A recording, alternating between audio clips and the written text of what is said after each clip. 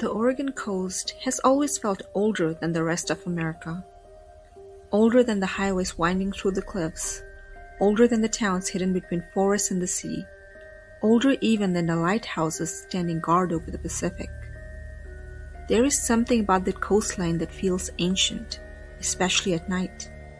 The wind never truly stops there. Fog rolls across the ocean like smoke drifting over black water. The forests seem too quiet after sunset, and the cliffs rise above the Pacific like the edges of another world entirely. And somewhere, along that coast, just north of Florence, Oregon, there is a lighthouse where people still claim a ghost walks the halls. A woman in gray, a grieving mother, a spirit who never truly left. Her name is said to be Rue, and for more than a century, visitors have claimed they heard her footsteps in the darkness.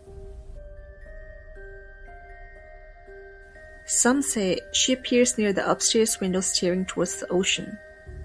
Others say she moves through the keeper's house late at night, opening doors, pacing hallways and touching objects as though she still believes she lives there. But to understand why so many people believe Heceta Head Lighthouse is haunted, you have to begin long before the ghost stories. Back when the Oregon coast was feared by sailors. Back before electricity reached the cliffs. Back when the Pacific Ocean swallowed ships whole.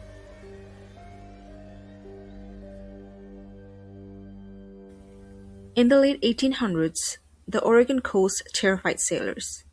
The Pacific Northwest waters were violent and unpredictable.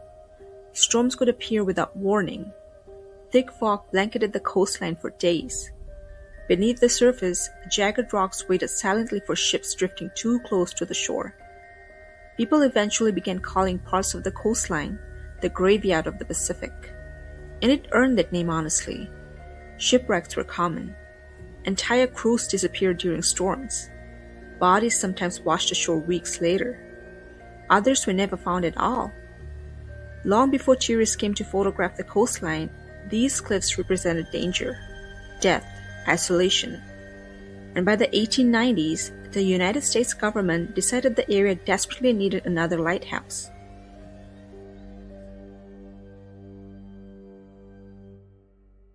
Construction crews were sent to a remote cliffside overlooking the Pacific Ocean, a place surrounded by thick forests and steep rock faces. The headland had already been named after Spanish explorer Bruno de Heceta, who sailed along the coast in 1775. But the land itself felt wild and untouched. Workers reportedly struggled to transport heavy building materials through the rough terrain. Lumber, brick, iron, and machinery had to be hauled carefully up the cliffs while storms battered the coastline below.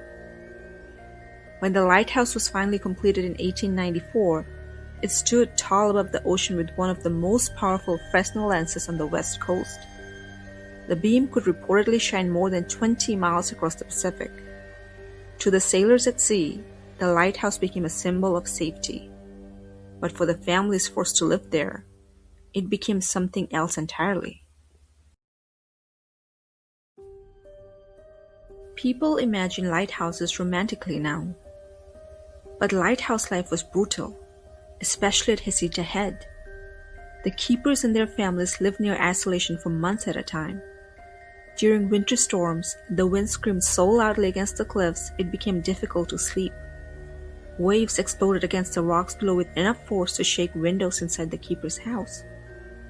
Some nights, fog swallowed everything. The ocean disappeared. The cliffs disappeared. Even the stars vanished. And still, the lighthouse had to remain lit. Keepers climbed the tower repeatedly throughout the night to maintain the massive lamps in the lantern system. If the light failed, ships could crash against the coast within hours. There were no nearby cities, no easy roads, no quick escape from the loneliness, only forests behind them and the ocean ahead.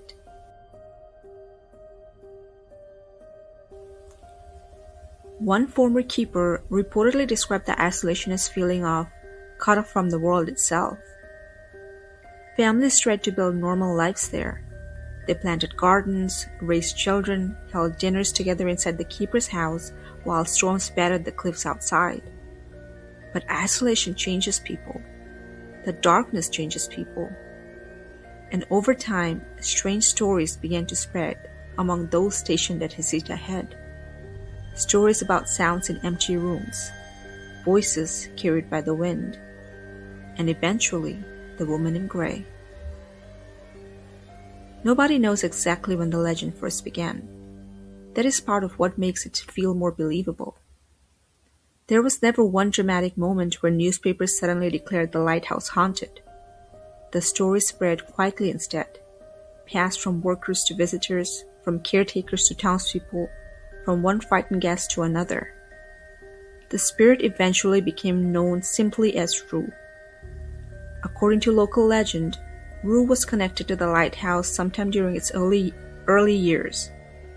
Some say she was the wife of an assistant keeper. Others claim she was a woman who lived nearby. But almost every version of the story shares one tragic detail. Rue lost her child.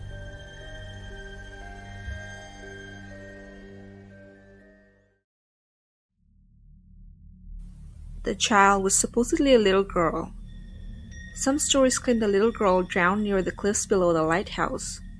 Others say she became sick and died unexpectedly inside the house. Whatever truly happened, the grief supposedly destroyed Rue completely. And after her own death, people began reporting strange things inside the keeper's house. At first, it sounded harmless.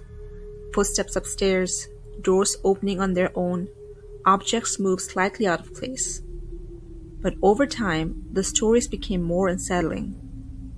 Visitors claimed they saw a woman standing near the staircase late at night before disappearing moments later. Caretakers reported hearing soft crying echoing through empty hallways. Guests staying overnight sometimes woke to the feeling that someone was standing beside their bed watching them sleep. And nearly every witness described the same thing. The woman wore gray.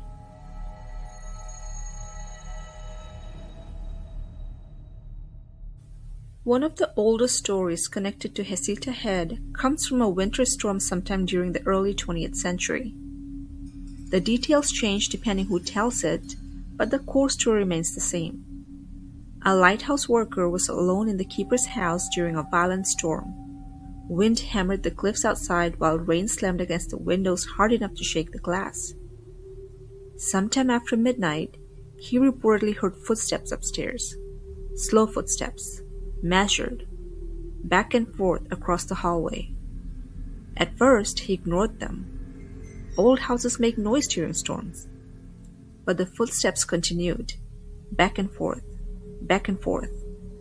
Finally, irritated, he climbed the staircase carrying a lantern.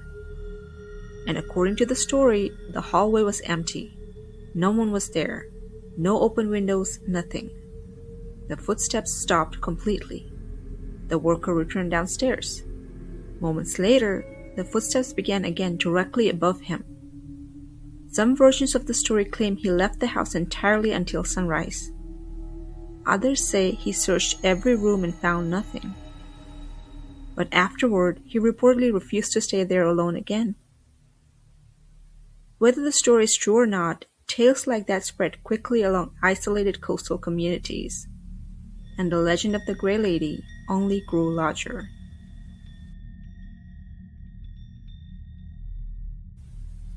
Decades later, another story helped cement Rue permanently into local folklore. According to Oregon legend, a group of college students visited Heceta Head years ago and experimented with a Ouija board inside the keeper's house. At first, nothing happened. Then the board supposedly began moving. The spirit identified herself as Rue. She allegedly claimed she was searching for her child. Whether true or fabricated, the story spread rapidly across Oregon. And from that point on, the ghost haunting Heceta Head finally had a name. Rue, the grieving mother, the Grey Lady, the spirit trapped beside the ocean.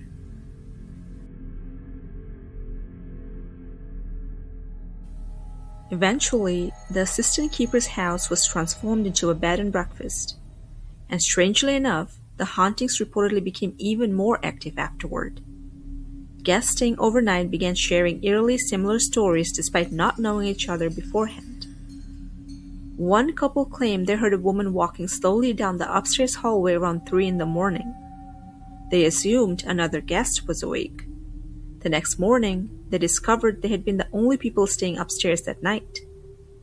Another visitor reportedly woke up to see a woman standing near the bedroom doorway staring towards the bed. He described her clothing as old-fashioned, gray.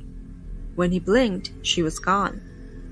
Some guests described sudden cold spots moving through rooms. Others claimed doors unlatched themselves during the night. And several caretakers reportedly believed the spirit disliked changes being made inside the house. Furniture that had been rearranged supposedly shifted again later. Objects disappeared temporarily before reappearing elsewhere. Pictures tilted crooked overnight. One employee allegedly became so uncomfortable working alone after dark that they refused to remain inside the house at night. Still, not everyone who visits experiences something paranormal. Many guests report nothing unusual at all. But even skeptics often describe the building the same way afterward. Heavy, sad, as though grief somehow soaked into the walls themselves. Perhaps the most famous sightings happen outside the house itself. Visitors walking the grounds at night have repeatedly claimed they saw a woman standing upstairs near the windows looking out towards the ocean. Usually only for a moment, then she disappears. One modern visitor from Reddit later wrote online that they became convinced someone was watching them from the upper floor while walking near the lighthouse after dark. When they looked again, the figure was gone. Others described the same thing, a pale figure, gray clothing, standing perfectly still beside the window, watching the Pacific, almost as though she is waiting for someone to return from the sea.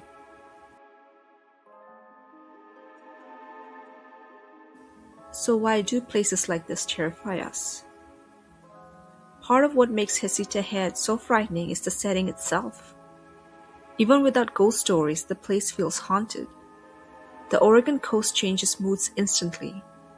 Sunlight can make the cliffs look peaceful and beautiful during the afternoon, but after sunset, everything changes. Fog rolls over the ocean, the forests become black walls of silence. The lighthouse beam sweeps across the cliffs again and again like a giant searching eye. And the Pacific below sounds endless. There are moments there when the wind carries noise strangely. Moments when the house creaks loudly enough to sound like footsteps. Moments when the fog distorts shadows into human shapes. Your mind begins noticing things. Every sound feels important. Every movement feels wrong. And once you know the legend of Rue, it becomes difficult not to imagine her somewhere nearby. Over the years, paranormal investigators visited Heceta Head repeatedly hoping to document evidence of the haunting. Some claimed electronic equipment malfunctioned inside the house unexpectedly. Others reported sudden drops in temperature near the staircase. Several investigators described hearing footsteps when nobody else was present. One group allegedly captured unexplained audio resembling a woman whispering faintly in the background. None of it proved anything. But the stories continued spreading online, through documentaries, ghost hunting shows, and local Oregon folklore. And with every retelling, the legend became stronger. Because the haunting of Heceta Head is not built around violence. It is built around sadness, loss, loneliness, the feeling of someone unable to let go. And somehow, that makes it feel more believable than many other ghost stories. Today, Heceta Head Lighthouse remains one of the most famous landmarks on the Oregon coast. Tourists photograph it constantly. Couples stay overnight in the historic house. Visitors hike the surrounding trails during the daytime, admiring the cliffs and the ocean views. And every night, the lighthouse still shines across the Pacific exactly as it did more than a century ago. But once darkness falls, the atmosphere changes.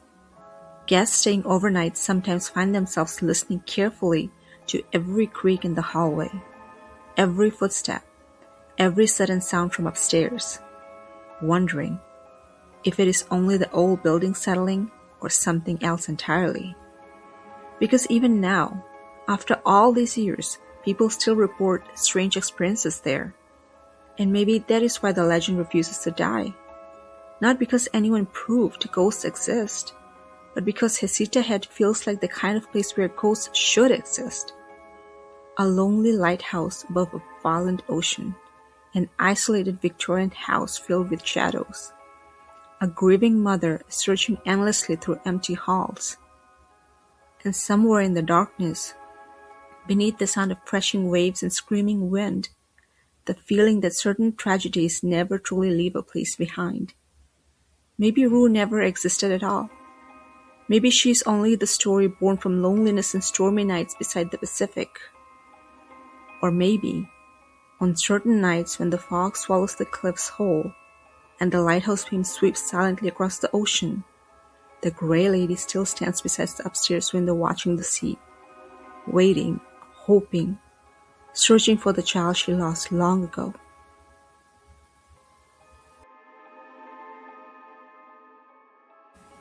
And this is it. This is all I have for you today. So what do you think? Has anyone ever visited Heceta Head Lighthouse? It sounds very gloomy, which I love.